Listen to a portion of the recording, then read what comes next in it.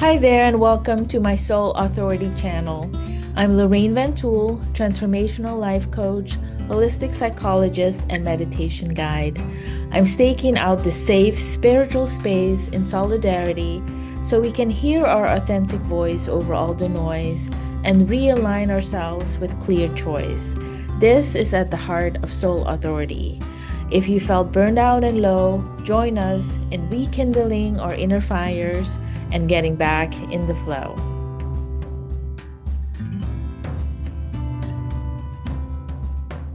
Alrighty, so here we go. If new to me, I'd like you to sit and you're gonna participate in the meditation. I'd like you to sit up straight and lean against something, the back of your chair, sofa, bed, wall. Um, and if possible, have your feet on the ground. If you can, no worries at all. But this can help with embodying and feeling like you're physically aligned with what I'm going to be talking about spiritually, mentally. Okay, so we're going to go right into the heart center, and that is the entryway to the sanctuary. There's three chakras above, three chakras below, and we're finding the one right in the middle. You can tap on your heart if that helps to get it alive and awakened. And we're going to work on energetically and physically supporting what we're about to do as much as possible. So as you enter your heart center, and step into this sanctuary that I want or would like ideally to have a climate that is similar to a greenhouse that is nature's, I would say, deep harmonizing principle power. But I'm calling it a greenhouse because I want you to make the connection that you can use your ego mind to control your inner climate. So in some ways that is the end that we're starting with, but in many ways, like I said, um, we have to we have to try our best to start with it as the beginning and going underneath our disruptive ego mind and understand that we can control the temperature, we can control the water, we can control the moisture, the wind, and all of that.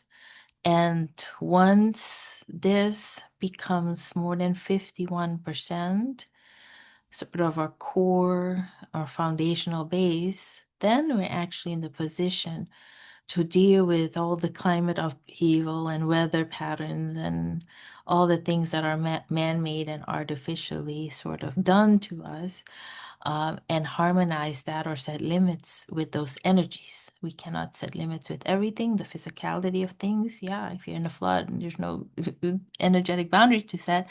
But we don't want to be in an inner flood or inner desert or inner fire, whatever, any of those upheavals all the time when that is physically not what's happening to us, because that is doubly as worse. The first is terrible, yeah, and a lot of people are going through that, so that's hard to deal with too, and I'm going to be talking about that a little bit too.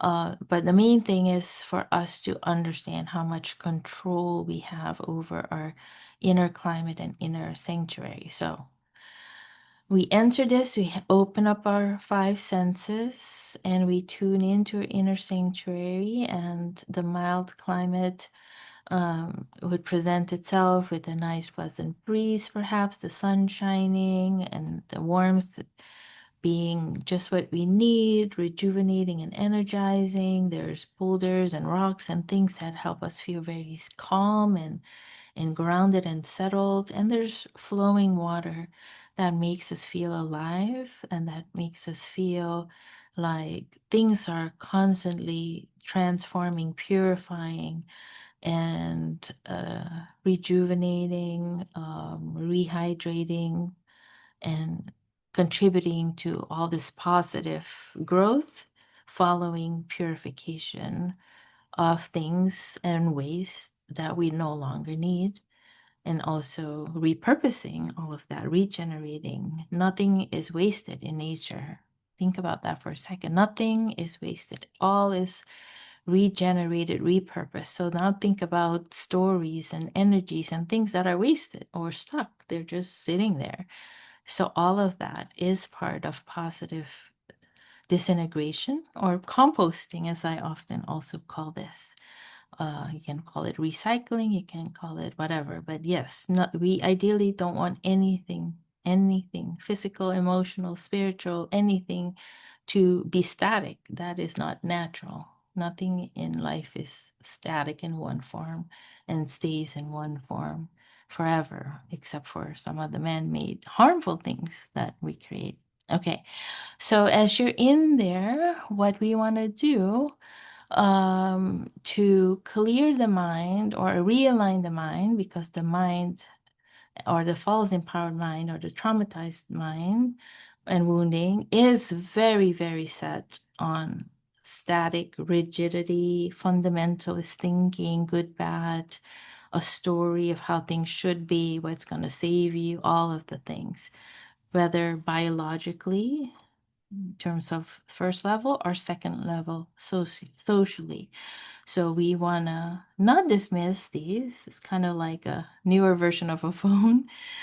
The basics, which is calling and using it for whatever, right? The connection, we want to keep that. That needs to stay in place. But the more advanced technologies and ways is hopefully helping us to be more efficient and do things better. Or if there's a problem, whether it's, short circuiting or wastefulness or whatever thing we did to create the first version or program, we want to update that and do something better and newer. So it's kind of like that.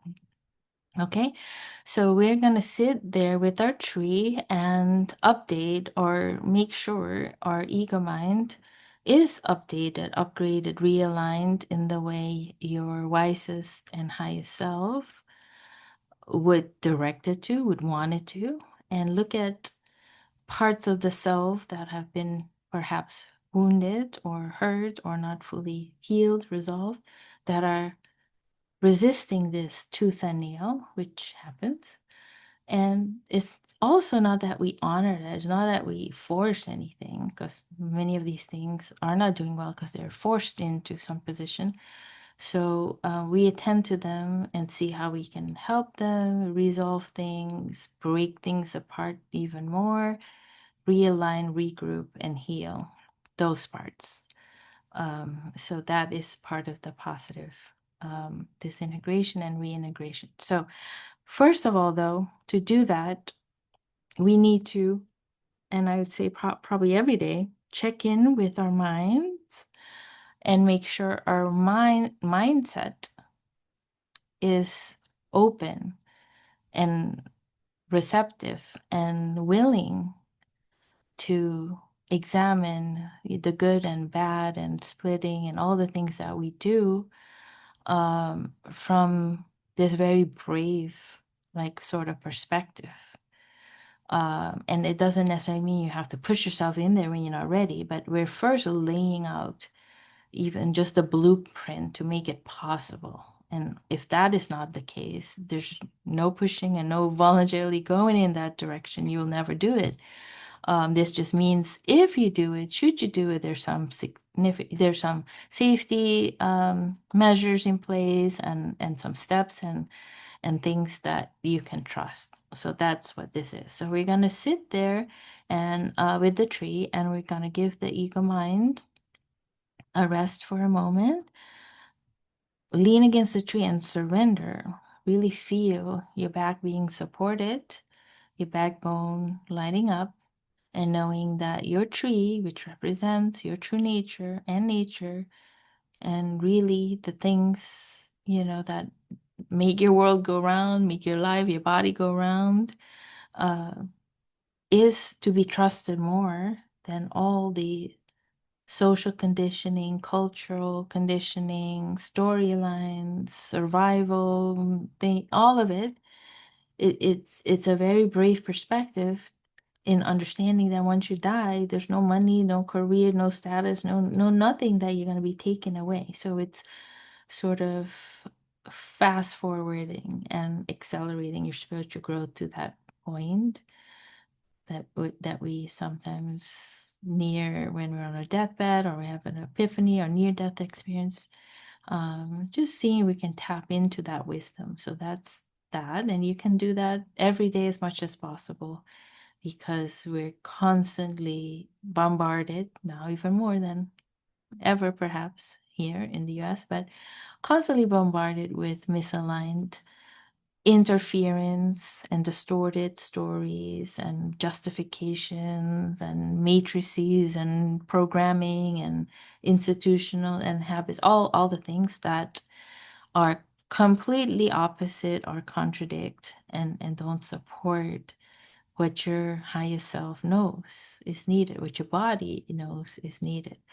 So we do need to fight a good fight and do it often to reset ourselves. And then from this place of wisdom, backlight and make intentional choices, or process our fear or emotion or anger, all the different things fast enough, well enough so that we can make the choices that serve us better instead of just being in reactivity mode because of all the things that don't feel right.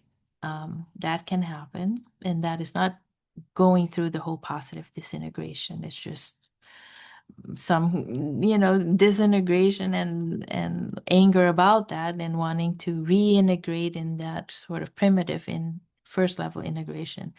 So we don't want to do that. So this helps with to prevent that. So here you are now, and you're gonna align the upper part of your body with the upper part of the tree, the branches, the leaves, reaching upward and outward towards the sun, the star ancestors, and beyond. And really absorbing all the light, the strength, the energy, inspiration, just for a moment, for breath. And then doing this as much as you can, breath after breath after breath, and having a beginner's mind. You forgot 10 breaths, so start with the next one. Doesn't matter what you did or not right now. What you do moving forward is what matters.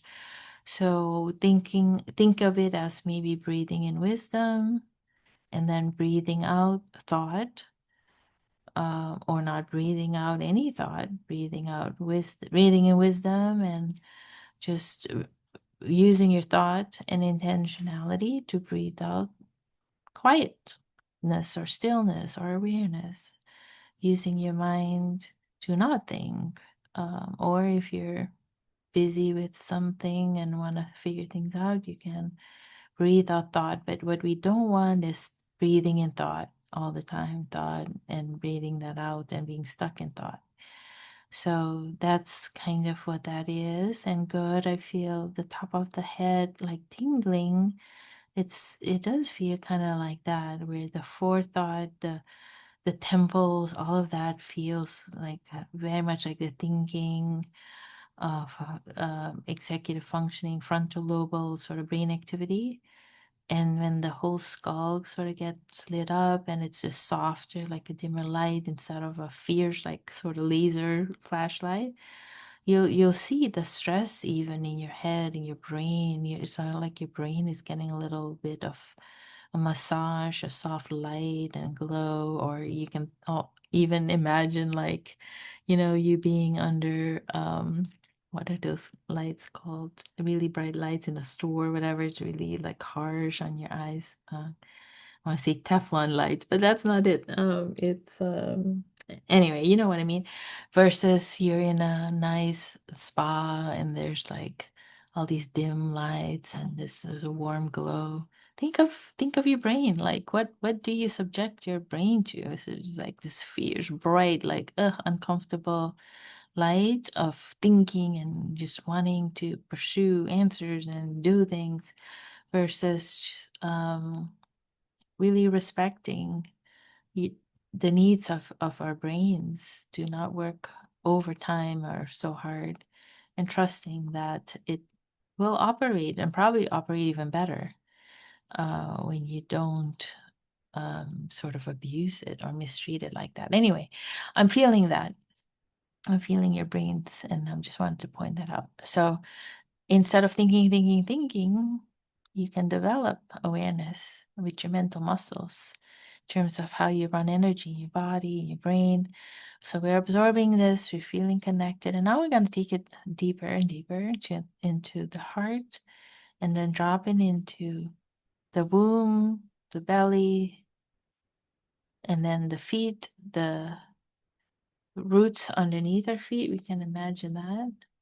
And then imagine those going deep into the dark soil towards the center of the earth and beyond, and connecting to another source of life and energy, the center of the earth, um, and magma, fire, volcanoes, fire from within that spews out, keeps the earth alive, keeps everything on earth alive, and is in this dance with the sun. And we're just right there in the middle between these two parents, these two huge cosmic bodies that, for some magical reason, are providing this perfect climate for life to flourish, and maintains this through this ozone layer. So we have something magical like that. There's something that protects us and that makes our bodies be the same temperature, might plus or minus few degrees,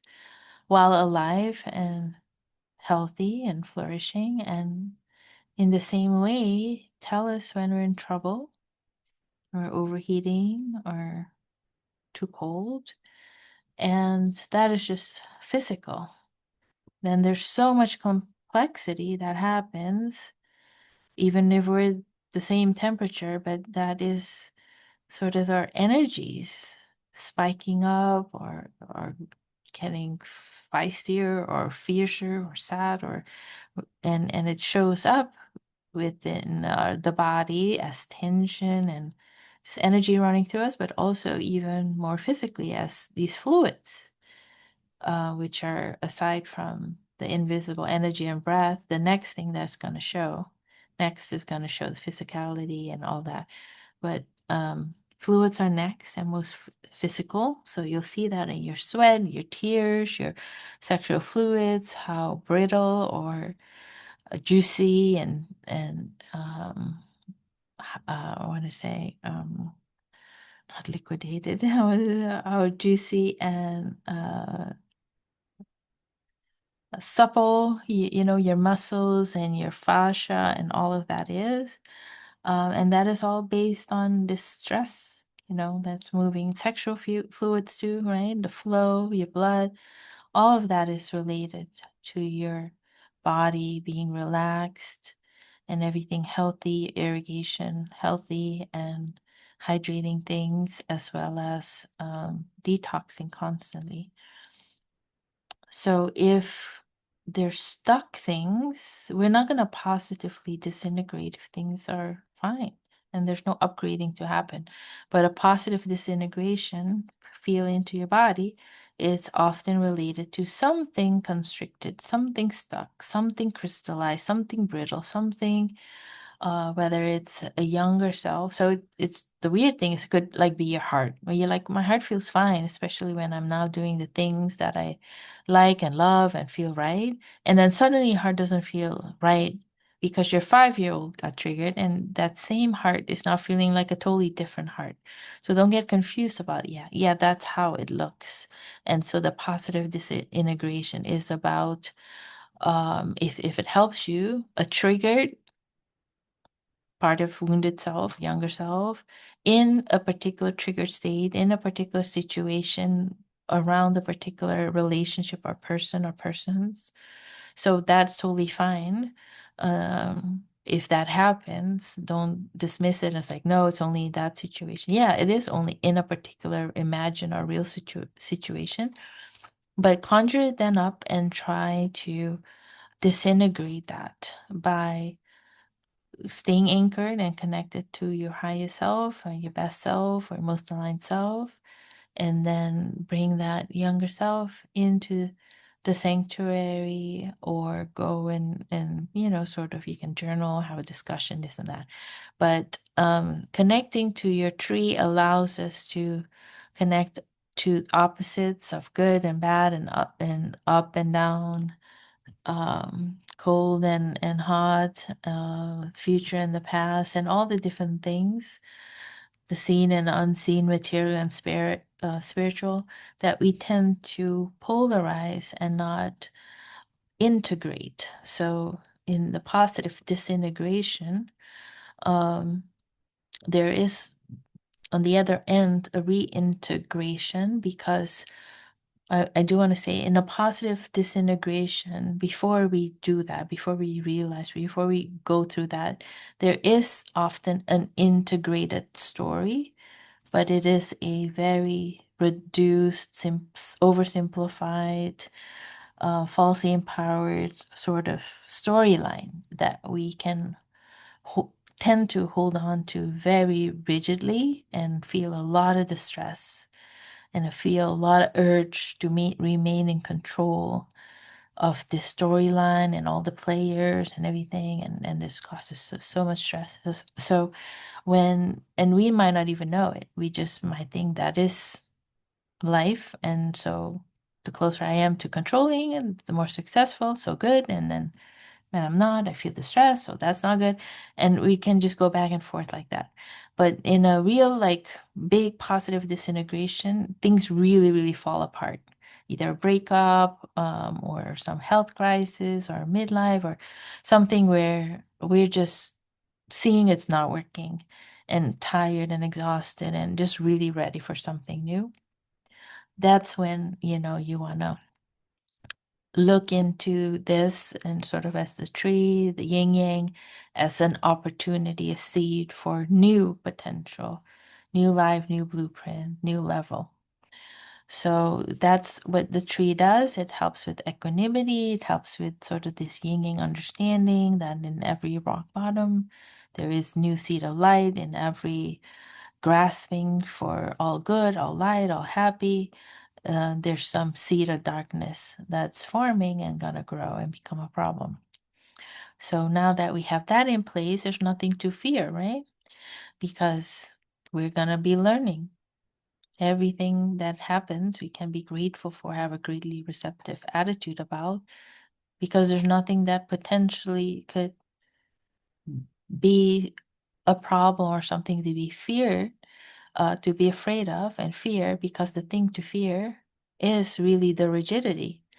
So when we see is, wow, this is just going to break down any and every rigidity, all is good. So now it's riding the waves with all those changes, while maintaining a sense of sanity and stability.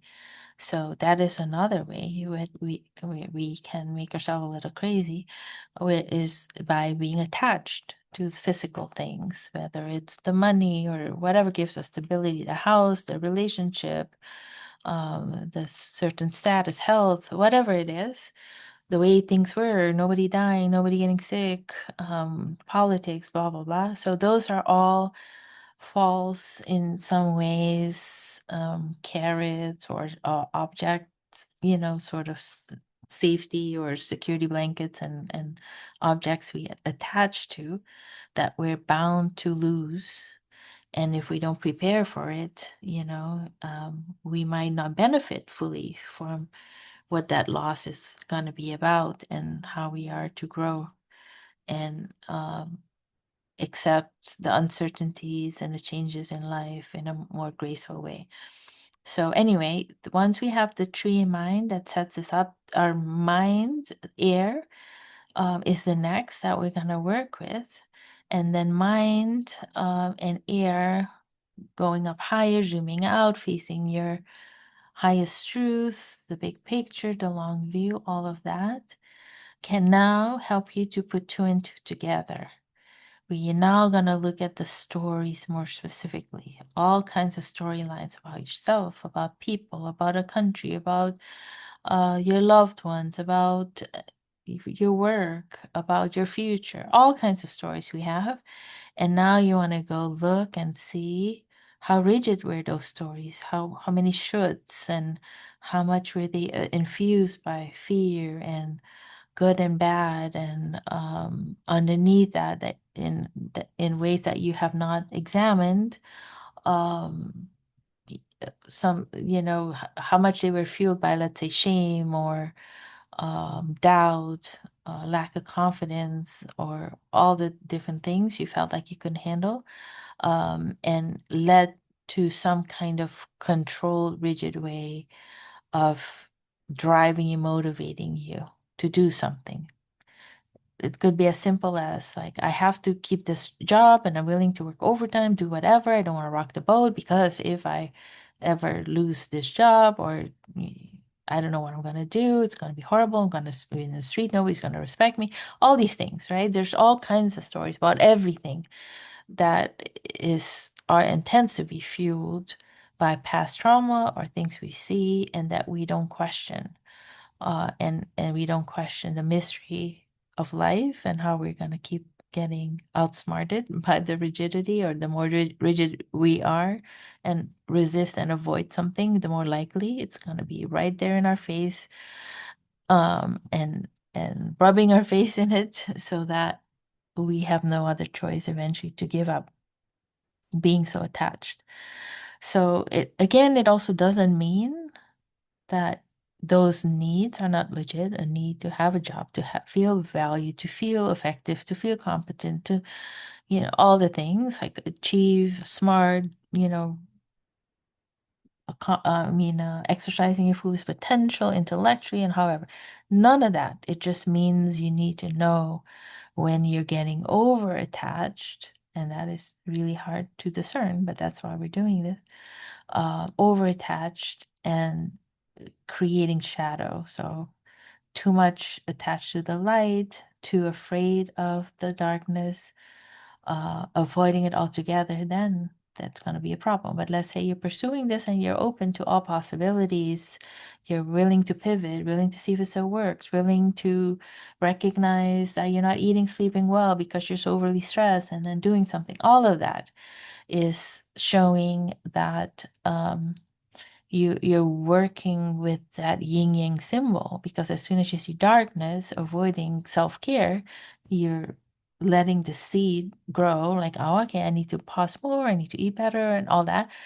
Then it's not a problem at all. So it's that dynamic agility, and applying on a regular basis, um, that prevents that stuckness. So, anyway, with air, what we're doing is now going through life, and especially looking at all the triggered places, all the hard places, all the places where you're feeling a lot of intense feeling, looking at that and looking at it as a positive disintegration potential, um, maybe even a minefield with a lot of those things potentially happening, and you not having made the most out of those opportunities. So once you identify that, I said, oh, okay, now I see there's lots more potential work that can be done. Next is what is going to be super helpful, and I'm going to spend more attention on next week, because actually this week was about air and mentally understanding the big picture. But fire is super, super important to connect this now to awareness, wisdom, courage, life energy, and not just see it as a heady thing that you have insight about, or you kind of know is the truth, but you can carry it out, and be aligned in your action, and maybe even get angry at yourself and frustrated yourself. Why can't I know better? Doesn't it? You can just skip from air to earth or grounded structures without going through fire, and really, with courage, realigning and setting new boundaries, because all the misaligned pathways and stories, and it's actually first the pathways, then the stories that form, in my opinion. First staying safe and doing whatever, and usually it's misaligned fire that you were that you us everybody is subjected to, and then derive some kind of formula blueprint around how to stay alive, how to stay safe, and then come up with the story like, oh, you're now a good daughter because this, look, they now laugh at you and smile at you instead of make fun of you or leave you all by yourself or whatever.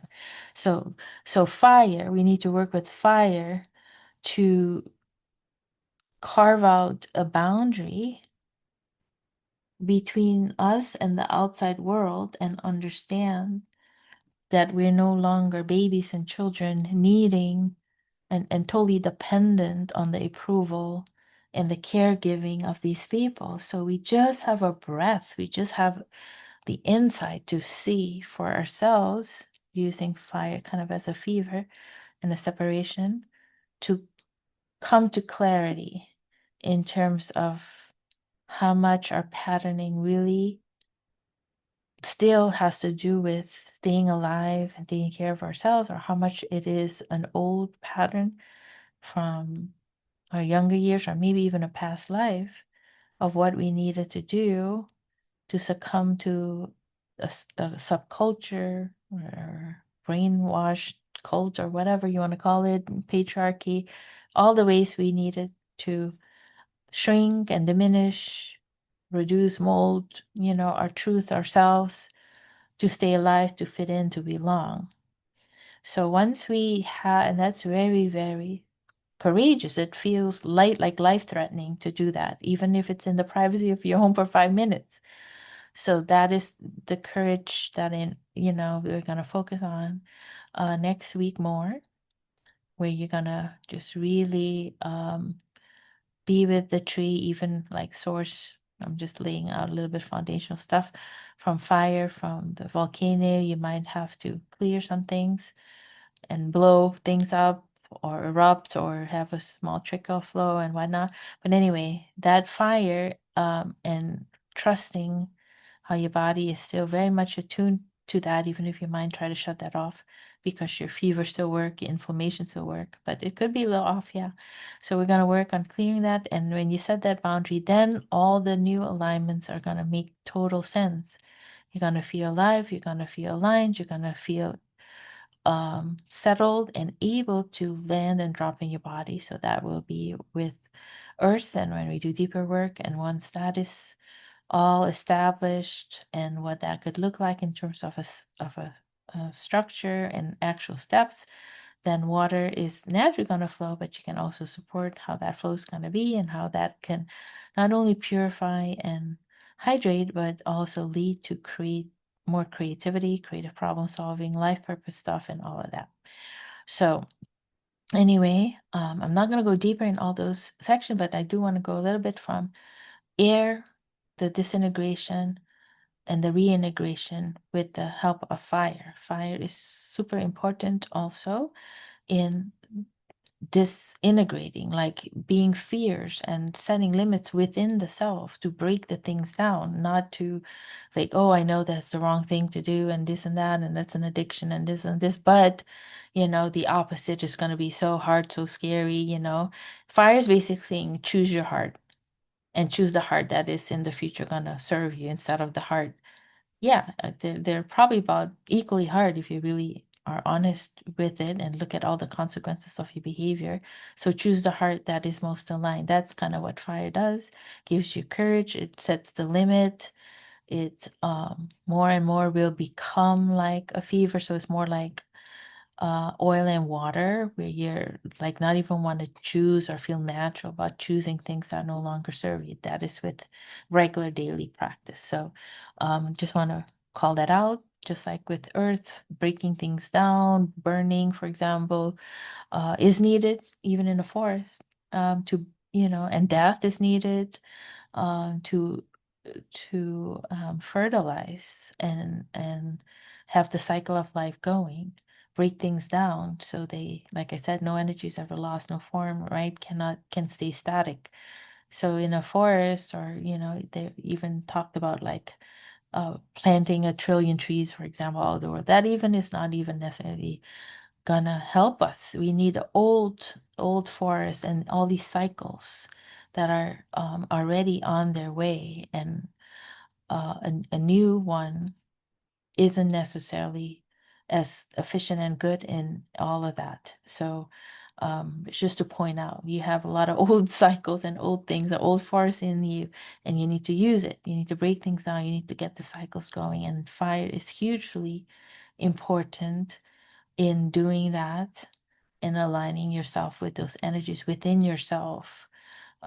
So as much as it might feel like a trigger, somebody, situation that you just want to get away with and set a fierce limit about, yes, as long as within yourself you're saying setting limits with your reactivity and falsely empowered powering stories and tendencies to be victim and this and that. If you don't do that, no matter what you do in the external world and limits you set, is really gonna take root and cause positive traction in the reintegration. Okay, so that is it in a nutshell. It's a really, really nutshell about the positive disintegration and reintegration. I want to finish the meditation a little bit. So hopefully you made lots of connections and set a blueprint of what needs to happen. So let me just complete the cycle a little bit. So as you're working now, and hopefully you get support, talk to somebody or whatnot, as you're disintegrating and reintegrating, with the help that you get, fire and new boundary you set, make sure to solidify it as much as possible with new action steps. And these action steps could still be mental, could be a practice of meditation, a mindset change and mindfulness. When somebody says this or that, it doesn't, I'm gonna choose or I'm gonna decide that instead of doing that and being mad or lashing out or sulking or whatever, I'm gonna do this instead. So that's all action.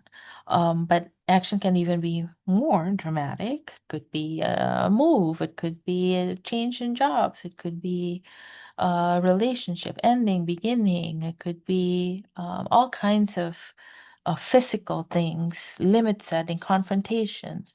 So there needs to be some kind of physical traction to support the reintegration. But that could take a considerable amount of time. It's like, I call it the alchemizing steps. As you disintegrate, imagine and visualize the reintegration, set the new boundaries.